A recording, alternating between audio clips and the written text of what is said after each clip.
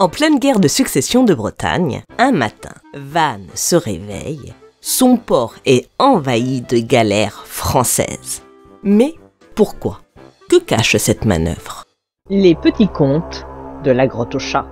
Ça, ce n'est pas pour les enfants. Au dernier épisode, je vous avais raconté les 4 sièges dont a été victime Vannes.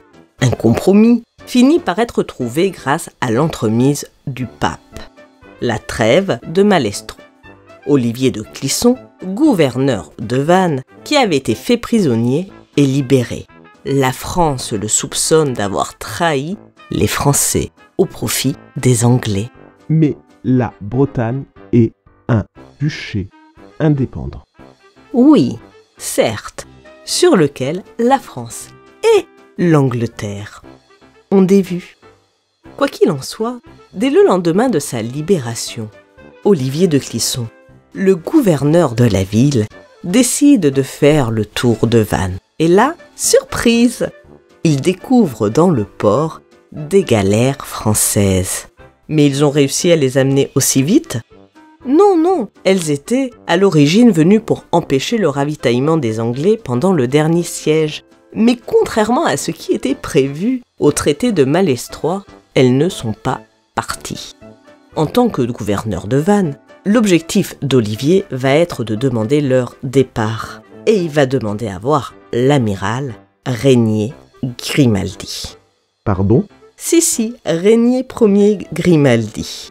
C'est bien celui auquel tu penses. Le premier de la lignée des princes de Monaco. Ce dernier, après avoir été chassé de ses terres italiennes, se met au service du roi de France.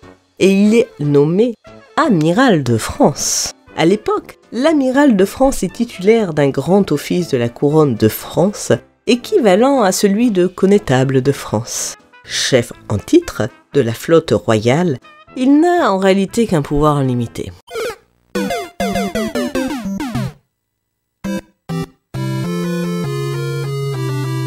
Et c'est en raison de ses bons et loyaux services que le roi de France le fait seigneur de Cagnes, où, en 1310, il élève un château fort. Cagnes? Pas Monaco?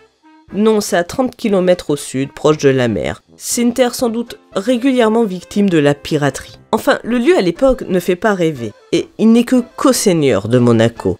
C'est son fils Charles Grimaldi qui arrivera à imposer son autorité. Charles II Grimaldi. Non, c'est la noblesse italienne. Il n'y a pas de particules. Mais revenons à Vannes. Olivier de Clisson s'emporte. La Bretagne est indépendante. Et elle le restera. Et il va de ce pas dénicher cet Italien de malheur, qui a déjà été chassé de ses terres et qui va dégarpir de Vannes à grands coups de pied dans le popotin. Mais Grimaldi ne veut rien savoir. Non, il y restera, ordre du roi de France. Les heures passent et Olivier ne décolère pas. Il reprend ses fonctions de gouverneur et vogue la galère, et brûle les galères. Pardon? Vous avez bien entendu, Olivier décide de brûler les galères françaises. Imaginez la tête de Philippe VI lorsqu'il l'apprend. Olivier de Clisson réunit ses troupes, prévoit une contre-attaque, mais rien ne vient. Philippe VI ne bouge pas. Il l'a juré dans l'Évangile, dans la chapelle de la Madeleine de Malestroit. Attends, il ne bouge pas pour respecter le traité de Malestroit? Il a joué, il a perdu.